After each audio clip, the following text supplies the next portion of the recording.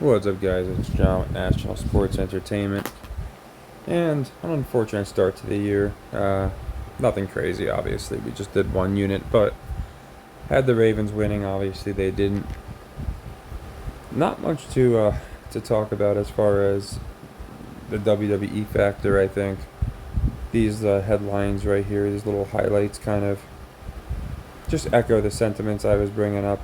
You could just see like this one was. I think this was like a 5 yard curl. He was like playing a 5 yard zone, and there was just nobody behind him. Mahomes to Mahomes, letting him scramble all game, all that stuff. And on both sides, this was not a juke out. Basically, the guy just jumped out of the way. So it was a pretty crazy game. Oh, I didn't know they had Swift there. But anyway, I think it's a good thing because each season, this is actually our third year now, I do wonder going into the year just how obvious it's going to be. And maybe it's just because it's been a while, it's been months since the Super Bowl. But to me, this just seemed like more obvious than most years as far as, again, just teams keeping each other in it just so it can come down to the last play, which of course was a WWE photo finish with the guy's foot on the line. And right before that, Lamar just missing the wide open guy. But it will help us, I think, just kind of gauging just how brazen they're going to be. And again, I don't think they care at this point. I think they know they got the ratings. So we're going to see a lot more of this. As far as the Chiefs here, again, they're my Super Bowl pick. I think they're going to win it. I can't imagine having them just like run roughshod through everybody and then win it as well. So I think they'll have some downs, probably mostly I would say in the division. I think they draw the Jets this year, so I'll be looking at that. Like I said, I want to go into each team exactly like where I think they'll finish.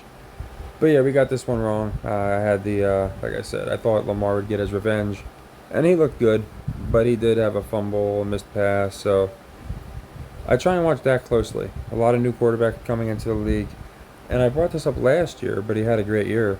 I thought they were going to do the rug pull on Lamar, just because you can only have so many quarterbacks and, club superstars. So we'll see if this year might be the year that he just kind of doesn't look too good. Kind of like what we saw with Tua with Hurts. There's some inconsistencies. So we'll see what happens there. But yeah, entertaining game. Again, for the entertainment factor, I definitely give it a 10 out of 10. And I'll be curious to see how they go forward with, obviously, again, Swift and Kelsey. Mahomes was like just completely, jumping up and down after the game. So it should be an interesting story with the Chiefs this year. Ravens, we'll have to see. Again, it's just the first game, so we'll have to see how that pans out. Again, I think if there's going to be a team that really rivals the Chiefs, the Ravens made sense to me. The Jets make sense to me, and the Chargers make sense. So maybe the Chargers get it. Oh yeah, that's one thing that I thought was interesting. And I brought it up in my video. I did like the under, which, depending on what line you got, it was 47.5. So the under did hit. But of course, and I even brought this up, whenever I see it move just for like no reason, a point, or sometimes more, I just kind of wonder. And I brought up what seemed like they might try and clip people on the over-under. And I think a lot of people got clipped because, again, it started at 47.5 and then just conveniently moved to like 46.5. And of course, it finished at exactly 47. So I always find that interesting. If you look for them, I just think there's way more clips than there should be. Again, if it wasn't a rigged league. But yeah, just what stuck out to me the most was, again, the missed assignments. And obviously, most of you guys that are watching this know that it's all choreographed. But I just like to go into what sticks out to me. And honestly, bad coaching. Harbaugh blowing timeouts. Really didn't make sense to go for the field goal over going for I think it would have been 3-4 yards to get a first down and put him at the 10-yard line on the possession before they drove down the field. So just stuff like that. That's where once I get back in the Discord for some live betting, we usually do really, really well because sometimes you can kind of see exactly what's going on. But anyway, this one's going to be kind of about my system because, again, my system, I would argue, is more important than the picks themselves. As I went into in my last video, if the Ravens did not win, we will be doubling up on well, technically tonight's game. So we did one unit. Obviously, that did not hit. 1.1 unit if you're going to count the juice, but in this case it wasn't because we were getting plus 130 had we won. So we're going to be doubling up on the next game. And I actually, unlike this one where again, admittedly, not an even real or fake, there really wasn't much to really, outside of what I thought, the Lamar redemption angle, not a lot to go off of. This game, however, is a lot different. I looked it up, and the Packers have more fans in Brazil than they do in Wisconsin. And the Packers are far and away Brazilians' favorite NFL football team. So I really think that it's pretty obvious. Between that, I don't think they're going to have another favorite win, especially just because the Packers, even though they're getting a lot of love, it's reminding me of the Lions last year. They haven't really done that much, but they're being treated like they're this elite team who can go to the Super Bowl. So, oh yeah, and we have Love Hurts. I find that interesting too. Nice little pun there. But yeah, I think between the odds, the fact that everyone should be on the Eagles, I don't think that many people are buying into the Packers yet. And again, the NFL's copying the WWE. They want to go global. They already are. So I don't see why they would not have the Brazilian fans happy with a nice Packers win. And then again, you just build your base. Now you play a couple games a year in Brazil, the Packers or whatever. The Jags are going to play in London. And that's just what I think they're going to do. They're going to go international. We see the NBA doing it, bringing in all these random international guys. There's nothing in the water. These guys aren't suddenly becoming good. It's just that these other leagues are realizing what WWE realized decades ago. You get way more money when you have an international market. So anyway, not to ramble about that. I can save that for another video. But I wanted to go into this game. There's not much to go into. Again, we got Love Hurts, which I think is just great. And I think Love's going to get it. And again, it almost reminds me of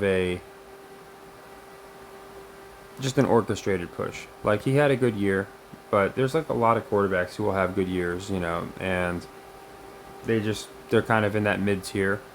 But Love is being treated like he could be a top 5 quarterback this year. So to me, it just reminds me of the Lions last year, where out of nowhere, after the Vikings won the division easily, Vegas was like, oh, the Lions are a favorite to win the division, and they just kind of got this false push, and that's why we had them going so far. I'm not saying the Packers are going to do that this year. I actually don't think they are, but I do think that they're going to beat the Eagles here. I think Love will do fine, and I wouldn't be surprised if it was a shellacking, to be quite honest. We just had a close game, so I would not be surprised if the Packers beat them down pretty good. And I also think the Eagles are just, right now at least, kind of reminding me of the Dolphins, where I don't think they're going to get like a very strong push. They had their Super Bowl, matchup with the Chiefs last year. They got treated, even though they, started off. I thought they had, they looked good. They just fizzled out, and again, like Hurts was being treated like this unstoppable force, and now they're treating him like he, on any given day, might not even be a top 10 quarterback. So I do like the Packers here. I like the money line. So the way this works, if you did put 1 unit on the Ravens, you're just going to put 2 units on the Packers. And obviously that'll win you a plus odds, because it's just going to be 2 units at plus 105. So we're getting plus odds again, which is nice. So it'll be plus 210, which is fine. and then you take the unit we lost today away, and assuming the Packers win tomorrow, we'll be up 1.10 units. So 1.1 unit, I'm sorry. So that's kind of the goal with the system. And if the Packers fall through, I'll find a good like 3 for 4 units. And that's basically how the system works. And the only 2 football seasons we've ran it, last 2 years, it's been phenomenal. I think it'll remain phenomenal. And there is a story with the Packers that I really like. And it's not as much the Packers. Again, you heard it here first. Caleb Williams is going to get the most, in my opinion, inorganic push of all time. I get the guy's got talent, but it just seems to me like they are just, like for 2 years now, have done everything just to have people like just waiting on Caleb. And you have to think about it. The biggest draw in Chicago right now is CM Punk. It's not even a football player. It's not a basketball player. Like, you had Michael Jordan, and then CM Punk for the last like 2 decades has been Chicago's biggest draw. Now you finally have a guy who, again, the NFL competes with WWE. You have a guy who can be the top draw in Chicago. Although I don't know if anyone will ever pass CM Punk. That guy has a crazy following. But I do find it interesting now they have Caleb Williams. And that's why I think Love has to look really good. If the Packers look pretty strong, and the Lions look pretty strong, and Caleb Williams is doing good, and I think they get Hendon Hooker involved for the Lions, now you got a young group of guys in the division that can have some really good matchups. And to me, Love versus Caleb Williams, again, is a much better matchup if Love goes into that matchup looking really good. So I think he gets off to a hot start. And yeah, I mean, Caleb, I don't think there's any doubt. Like, there's no way he busts. There's just no way. I think Caleb is going to have a pretty crazy year. I don't know if if they'll give him like CJ numbers. They might do more where he has like more comebacks maybe versus like as the yards. CJ had the yards and like all the stats. But I think Caleb's just gonna have a crazy year. I really do. I'd be really surprised if he had like a slow year.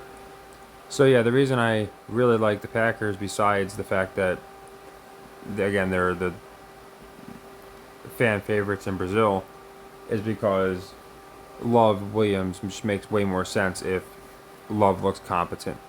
So I like this one definitely a lot better than last night's game technically with the Ravens. Just because that one's never going to be easy to pick. This one, to me, I have more reason to believe we're going to be fading a lot of the public. I think a lot of the public still believes in the Eagles. Again, not so much in the Packers just yet. And I think Love's going to make a believer out of a lot of people. So, over under. Looking at it honestly, I would say over, just because again, I think they want to excite the fan base, and scoring always excites fan bases.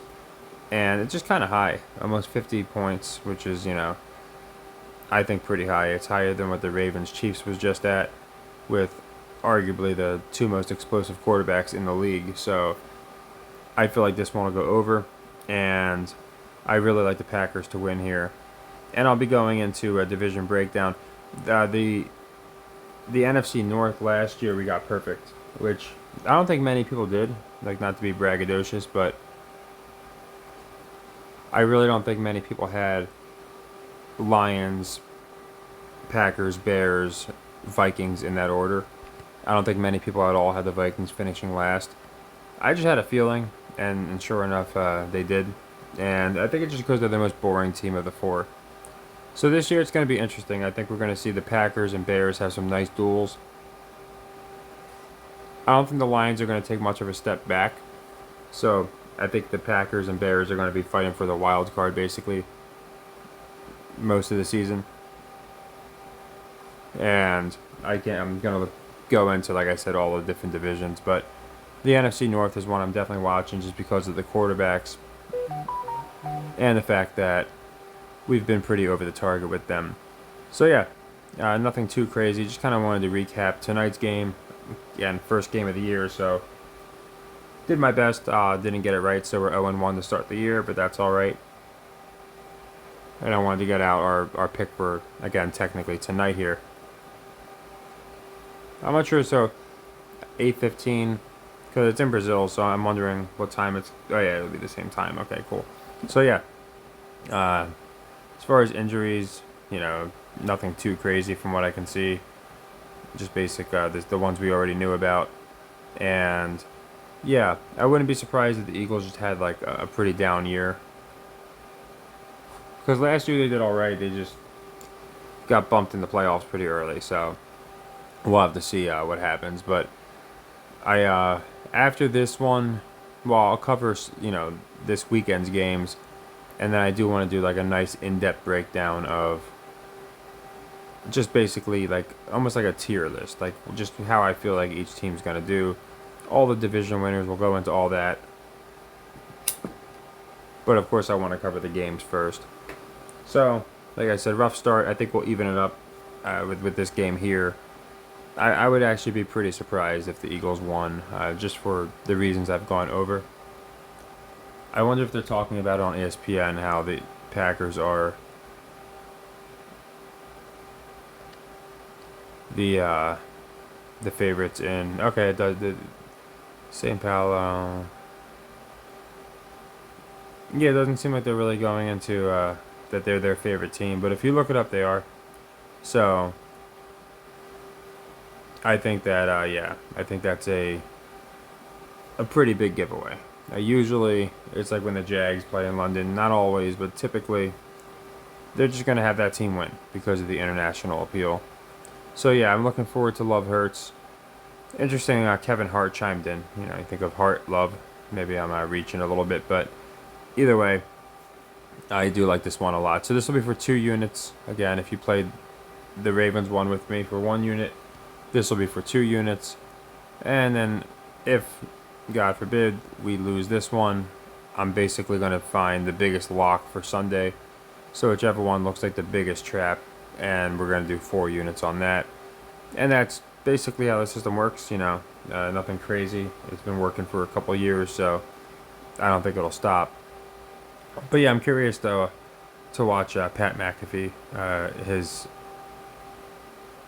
fanboying over Mahomes, just because you listen to him call wrestling and you listen to him call or talk about an NFL game, and he sounds the exact same. So sometimes that's a giveaway. But yeah, it'll be interesting to watch him this year. I think to open the season, pretty blatantly scripted, just my opinion. And I don't think this game here is going to be much different with the Packers and Eagles. Probably a lot of fireworks. So yeah, I appreciate everybody, by the way, in the comments that was just showing love. And yeah, I missed a few months. Honestly, baseball has always been my kryptonite. Like, we did really good basketball this year. We had the Celtics beginning of the year. Then we called the Celtics Mavs when it was... I noticed the Israel versus Hamas. The Israel colors are Dallas and the Hamas colors are, if you look at their flags, are the Celtics. And I just thought the Celtics were going to win the whole thing. So we finally got a preseason pick right from the beginning as far as the Celtics winning the whole thing. And I think with the Chiefs we're going to get it, the three-peat. But obviously we want to get all the games as well too. So just for the reasons I went over, yeah, I like the Packers here. You guys can let me know what you think. But I do appreciate you guys. Between just picking up way more hours at work and then also the fact that I don't do good with baseball, I just thought it'd be good to kind of like refresh and then go into this football season. So looking forward to this Packers-Eagles game. See what they do with Love here. And then we have a nice little lineup, of course, for the weekend too. So I'll be covering all of them as well. But yeah, let me know what you think. If you think the Packers are not going to do that good, or if it seems like maybe I'm onto something with the media here, just going nuts over the Packers, even though I don't think they've really established themselves And then if you think Brazil's going to play a role, I think it will. Again, I just don't see why they wouldn't have the if you're trying to build a base, I don't know why you wouldn't do everything possible to get fans hyped, and having Love look really good and having the Packers win is going to get them a lot more hyped, in my opinion, than the Eagles win. And then again, setting up Bears Packers, which again is one of the longest rivalries in all of it might be the longest rivalry in the entire NFL. Now you got Caleb and you got Love. It's just going to be, in my opinion, some really WWE like matches between them two. So yeah, down 1 unit to start the year technically, which no big deal. That's why I didn't do 3-4 units on this. I always try and be conservative, especially with games where it really could go either way. But yeah, so Packers will be a leg 2 for 2 units. And again, leg 1, 2, 3, it's not a parlay. It's just a martingale. So we did leg 1 unit, or level 1, whatever you want to call it, for the Ravens. We're just going to be doing a double up, essentially 2 units on the Packers money line. And again, it's nice because both are plus odds, so we don't have to worry about juice at all. So that'll be nice as well. So there's kind of setting it up, Eagles complaining about the trip, stuff like that. So I could see them using that as an excuse. And there's just there's not much to me that lines up for the Eagles, where I feel like a lot lines up for the Packers here. So I just wanted to get this out there for everybody. Like I said, do a recap. Thank everybody that's showing all the love in the comments and been in the Discord. I'll post the Discord link on here. And for everybody that's just been giving their analysis as well, as far as things that they've noticed. Because I didn't catch a lot this offseason, so there's some stuff that I'm sure I missed. So anybody that might have noticed something about these teams, and if you want to just let me know in the comments, I always appreciate it. I appreciate everybody's insight. And yeah, looking forward to this one. Really think, again, no pun intended, Love's going to get his love, just because they seem to have set it up that way. And let me see when they play the Bears. I bet it's going to be, I was going to say, I bet they're going to make us wait a bit, because, yeah, last game of the season. So we can already see where this is going. Week 18, Love will be going against Caleb for a wild card spot, I have no doubt.